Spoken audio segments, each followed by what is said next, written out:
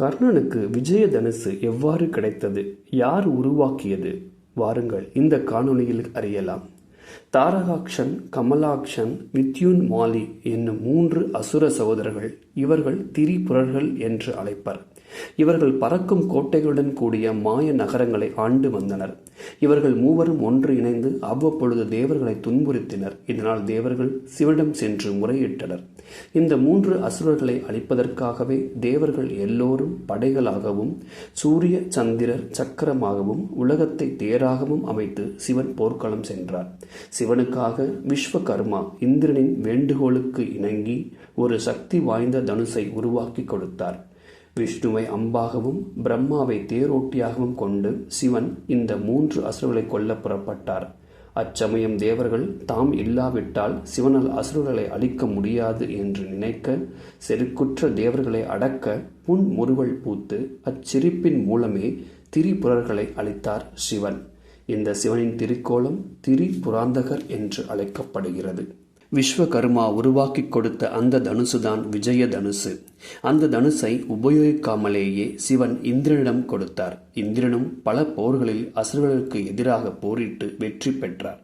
பின்னாளில் பரசுராமர் கடும் தவம் புரிந்து சிவனிடமிருந்து இந்த விஜய தனுசை வரமாக கேட்டார். இந்திரனிடமிருந்து பெற்று இதை பரசுராமரிடம் கொடுத்தார். இதை கொண்டுதான் 21 தலைமுறை சத்தியர்களை அளித்தார் பரசுராமன். கர்ணன் பரசுராமனின் மனம் கவர்ந்த சீடனாக ஆனார். அனைத்து கலைகளையும் மிகுந்த பக்தியோடும் ஆர்வத்தோடும் கற்று தேர்ச்சி பெற்றான். இதனால் மனம் நெகிழ்ந்த பரசுராமர் இந்த விஜய தனுசை கர்ணனுக்கு பரிசாக கொடுத்தார்.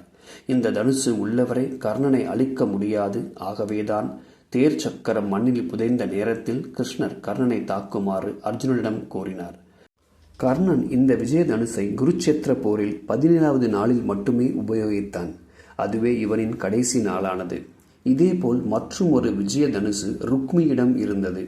ருக்மி கிருஷ்ணனின் மனைவியான ருக்மணியின் சகோதரன். இவன் இதை தனது குருவான துரோணா என்னும் பெயர் கொண்ட கிம் புருஷர் வம்சத்தை சேர்ந்தவரிடமிருந்து வரமாக பெற்றிருந்தான். அதேபோல் ஜனகரின் வம்சத்தின் முந்தைய மன்னனான நிமி சக்கரவர்த்தி யாகங்கள் நடத்தி சிவனிடமிருந்து வரமாக சிவதனுசை பெற்றார். பல போர்களில் அதை கொண்டுதான் வெற்றியும் பெற்றார். அவருக்கு பின்னர் 6வது தலைமுறையில் வந்தவர் ஜனகர். இவர் இந்த வில்லை பூஜை செய்து வந்தார். ஒரு நாள் சீதை சிறு வயதில் இருந்த பொழுது அதை தன் கையால் எடுத்து விட்டார். வேறு எவராலும் அதை நகர்த்தக்கூட முடியவில்லை. எனவேதான் தனது மகளுக்கு இணையான மாப்பிள்ளை வேண்டும் என்று சுயம்பரத்தில் அந்த வில்லை எடுத்து நான் ஏற்றுபவருக்கு சீதையை மணமுடித்து தருவதாக கூறினார். ஆனால் ராமன் அதை எடுத்து நான் ஏற்றும் பொழுது அது உடைந்து போனது. இதனால் பரசுராமன் சிவனின் தனுசை உடைத்ததால் ஆத்திரம் கொண்டார். கர்ணன் இறந்த பிறகு சிலர் கர்ணனின் விஜய தனுசு பரசுராமரிடமே திரும்ப சென்று விட்டது என்றும் சிலர் அதை பற்றிய குறிப்புகள் எதுவும் இல்லை என்றும் கூறுகின்றனர்.